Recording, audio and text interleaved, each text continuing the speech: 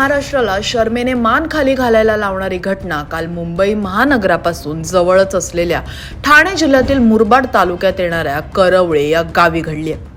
काय आहे ही घटना जाणून घेऊयात अनिसचे कार्यकर्ते प्रशांत पोद्दार यांच्याकडून. महाराष्ट्रामध्ये जादूटोणा विरोधी कायदा अस्तित्वात असताना देखील अजूनही भूतबाधा झाली म्हणून अघोरी प्रकार महाराष्ट्रात घडताना दिसत आहेत. ठाणे जिल्ह्यातील मुरबाड तालुक्यामध्ये करवळे नावाच्या गावामध्ये एका वयोवृद्ध माणसाला तू भूताळ्या आहेस, तू भूतबाधा करतोस, त्याच्यामुळे गावामध्ये आजारपण पसरतंय असा आरोप करून गोंधळाच्या ठिकाणी अपरात्री त्याला उठवून त्याला जळत्या निखाऱ्यावर चालायला लावणं, त्याला त्याच्यावरती ढकलून देणं असे प्रकार गावकऱ्यांच्याकडनं केले गेले.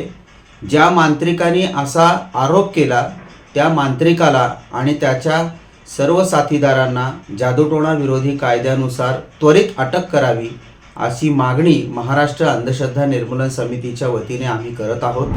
सदर संतापजनक प्रकारामुळे त्यांचे दोन्ही तळपाय जबरदस्त भाजलेत. सदर गुन्हा करणाऱ्या सर्व आरोपींना तातडीने अटक करण्याची मागणी अनिसने केली आहे.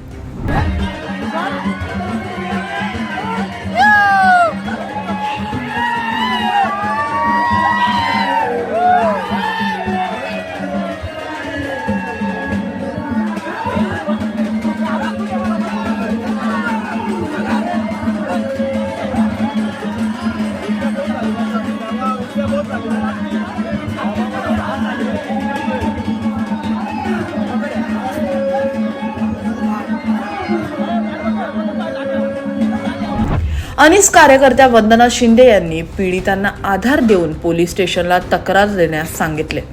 तसेच मुरबाड पोलीस स्टेशनला फोन करून सदर घटनेबाबत तक्रार नोंद करून घेण्यास सांगितल्याने पोलिसांनी काल गावकरी काथोड भावरते, ज्ञानेश्वर भावरते, काळूराम भावरते, शिरीष भावरते, भूषण भावरते, परसू भावरते आणि गावातील 3 ते 4 लोक यांचे विरोधात भादंज 452, 323, 324, 341, 143, 147 आणि महाराष्ट्र नरबळी आणि इतर अमानुष अनिष्ट व अघोरी प्रथा व जादूटोणा यांना प्रतिबंध करण्याबाबत व त्यांचे समूळ उच्चाटन करण्याबाबत अधिनियम 2013च्या कलम 3 नुसार गुन्हा दाखल केलाय.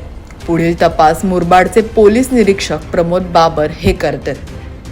भूताटकी काढणाऱ्या मांत्रिकावर गुन्हा दाखल करण्याची मागणी अंधश्रद्धा निर्मूलन समितीने केली असून ठाणे अनिसच्या ज्येष्ठ कार्यकर्त्या वंदना शिंदे आणि इतर सदस्य हे मुरबाड तालुक्यातील करवळे या गावी शनिवारी भेट देऊन पीडित कुटुंबाची भेट घेऊन त्यांना आधार देणार आहेत. त्यासोबतच जादूटोणा करणे, भूताळकी असे काही नसते याबाबत गावकऱ्यांशी संवाद देखील साधणार आहेत.